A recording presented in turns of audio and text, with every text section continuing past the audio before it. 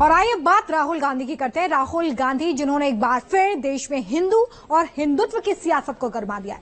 राहुल ने social media पर एक पोस्ट के जरिए हिंदू होने का मतलब बताया है। उनके इस लेख को बीते दिनों इंडिया गठबंधन के नेताओं की ओर से सनातन पर दिए विवादित बयानों के डैमेज कंट्रोल के रूप में देखा जा रहा है।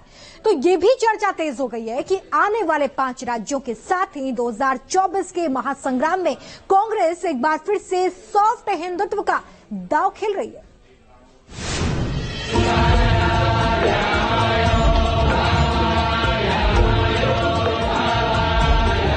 शिव ही ज्ञान है और ज्ञान ही शिव है।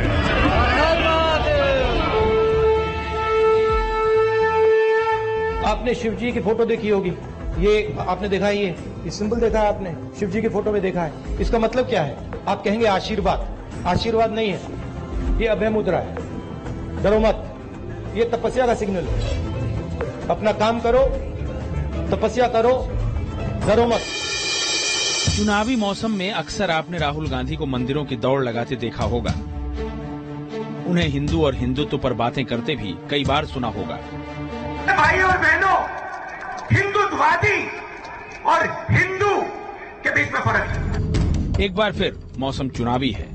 एमपी, राजस्थान, छत्तीसगढ़ समेत 5 राज्यों में चुनाव की उल्टी गिनती चल रही है। ऐसे में सियासी दलों के बीच बहुसंख्यक यानी हिंदू वोटों को साधने की लड़ाई तेज हो रही है। इसी लड़ाई के बीच राहुल गांधी ने एक बार फिर हिंदू और हिंदुत्व का मतलब समझाया है। सत्यम शिवम सुंदरम हेडिंग के साथ एक लेख की तस्वीर शेयर की है और लिखा है, एक हिंदू अपने अस्तित्व में समस्त चराचर को करुणा और गरिमा के साथ उदारता पूर्वक आत्मसात करता है, क्योंकि वो जानता है कि जीवन रूपी इस महासागर में हम सब डूब उतर रहे हैं। निर्बल की रक्षा का कर्तव्य ही उसका धर्म है। राहुल गांधी के इस ट्वीट ने एक बार फिर देश में हिंदू और हिंदुत्व की बहस को तेज कर दिया है।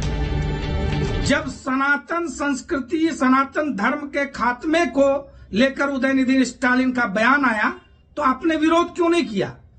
आपने यह क्यों कहा कि मंदिर के मूर्तियों में शक्तियां नहीं होती? आपने यह बयान क्यों दिया था कि हिंदू संगठन आईएसआईएस से ज्यादा खतरनाक होते हैं? और आपकी सरकार, यूपीए सरकार ने हिंदू आतंकवाद की थ्योरी क्यों चलाई थी?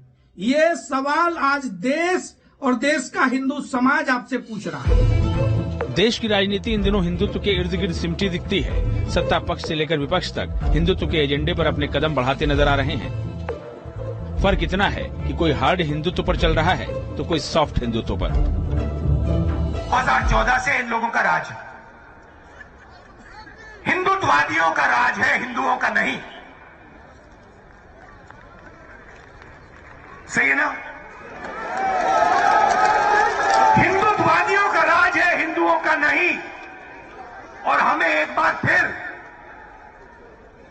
इन हिंदुत्ववादियों को बाहर निकालना है और एक बार फिर हिंदुओं का राज लाना है। कांग्रेस हिंदू को हिंदुत्व से अलग बताती है, जबकि बीजेपी दोनों को एक ही मानती है। ऐसे में अब जैसे जैसे 2024 के लिए सियासी तस्वीर साफ हो रही है, वैसे वैसे तमाम दल हिंदुत्व को लेकर अपना अपना एजेंडा सामने रख रहे हैं। सवाल ये कि कांग्रेस को सॉफ्ट हिंदुत्व की जरूरत क्यों पड़ी? दरअसल 2014 के लोकसभा चुनाव के बाद से देश का राजनीतिक पैटर्न पूरी तरह से बदल गया। देश में अब बहुसंख्यक यानी हिंदू समाज केंद्रित राजनीति हो गई है और इस फॉर्मूले के जरिए बीजेपी लगातार चुनाव जीत रही है। कांग्रेस लंबे समय तक 15% मुस्लिम वोटों पर फोकस राजनीति करती रही है और 20 से 25% बहुसंख्यक समुदाय के वोटों को लेकर सत्ता में आती रही। लेकिन नरेंद्र मोदी के आने के बाद ये नैरेटिव बदल गया।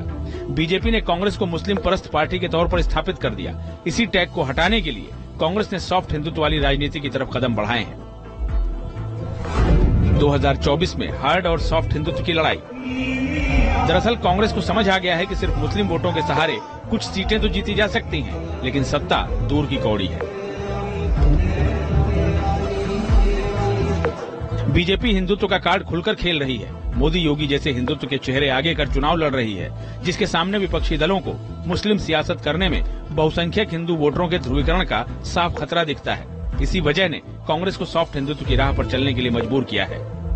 राहुल गांधी का सत्यम शिवम सुंदरम नाम से हिंदुत्व पर लिखा गया लेख निश्चित रूप से इंडिया गठबंधन तथा कुछ कांग्रेसी नेताओं के द्वारा दिए गए हिंदुत्व पर विवादित बयानों के बाद डैमेज कंट्रोल की एक एक्सरसाइज है। बीजेपी लंबे समय से हार्ड हिंदुत्व की पॉलिटिक्स करती रही है। उसे इस राह पर चलने का सियासी फायदा भी मिला है। यही वजह है कि बीजेपी के हार्ड हिंदुत्व को काउंटर करने के लिए कांग्रेस ने सॉफ्ट हिंदुत्व की तरफ कदम बढ़ाए। ये दोहरे चरित्र के लोग और तुष्टीकरण की राजनीति करने वाला ये जो दल है, जो केवल एक परिवार तक सिमट कर रहेगा, इस परिवार की इतिहास के बारे में ही राहुल गांधी नहीं बता सकते कि उनके परिवार का हिस्ट्री क्या है, इतिहास क्या है। देश तो जानना चाहता है लेकिन नहीं बता सकते क्योंकि सारी परतें खुल जाएंगी। इसलिए ये आश्चर्य है कि वो हिंदुत्व की बात करते हैं। 2024 की लड़ाई में बीजेपी अयोध्या में भव्य राम मंदिर के उद्घाटन से उम्मीदें पाले हुए है, तो कांग्रेस राजस्थान से लेकर मध्य प्रदेश और छत्तीसगढ़ तक हिंदुत्व को लेकर अलग अलग रणनीति अपना रही है। राहुल गांधी की हिंदू और हिंदुत्व वाली थ्योरी, कमलनाथ के मंच पर कथावाचक, बजरंग सेना की मौजूदगी और जय श्री राम का उद्घोष तो राम गमन पथ पर भूपेश बघेल के बढ़ते कदम बताते हैं कि 2024 के सियासी रण में उतरने वाली कांग्रेस पहले की कांग्रेस से अलग वर्जन वाली होगी, जिसमें हिंदुत्व का पुट तो होगा ही, सॉफ्ट हिंदुत्व पर अलग रणनीति भी होगी। यानी 2017 के गुजरात चुनाव में सॉफ्ट हिंदुत्व का जो प्रयोग कांग्रेस ने शुरू किया था, अब वो उसे और आगे बढ़ाने की तैयारी में है। Team news nation.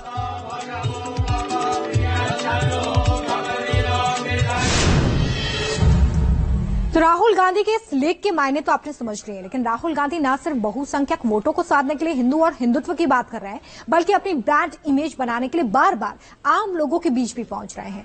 खुद को सर्वसुलभ नेता के तौर पर वो पेश करते नजर आ रहे हैं। राजनीतिक जानकार ऐसा मानते हैं कि उनकी भारत जोड़ो यात्रा ने इसमें अहम रोल प्ले किया है। हाल ही में वो दिल्ली के कीर्तिनगर में कारपेंटर्स के बीच में पहुंचे, लकड़ी का काम करते दिखे। उससे पहले वो आनंद विहार स्टेशन पर कूलियों की परेशानी जानने पहुंचे। वो ऊटी की चॉकलेट फैक्ट्री में महिला श्रमिकों के बीच भी पहुंचे, तो दिल्ली की आजादपुर मंडी में मजदूरों का दर्द जानने भी पहुंचे। कभी खेती किसानी करते दिखते हैं तो कभी बाइक मैकेनिक बन गए। राजनीतिक जानकारों की माने तो राहुल खुद को खास से आम बनाने में इस वक्त जुटे हुए हैं, ताकि वो अपनी एक ब्रांड इमेज को क्रिएट कर सके। आम जनता के बीच जाकर राहुल गांधी परिवार वाली छवि हटाकर एक अलग पहचान बनाने में लगे हुए हैं, ताकि वो जनता को यह एहसास करा सके कि वो भी एक जमीन से जुड़े हुए नेता है। मकसद है उस मिडिल क्लास को साधना जो कभी कांग्रेस का मजबूत वोट बैंक हुआ करता था, लेकिन धीरे धीरे वो कांग्रेस से किनारा करता चला गया। और इसलिए जनता की नब्ज थामते हुए राहुल गांधी अब कांग्रेस को नई दिशा और दशा देने की कोशिश में है, क्योंकि उन्हें ऐसा लगता है कि कांग्रेस की राजनीतिक वापसी की राह शायद यहीं से बनने वाली है।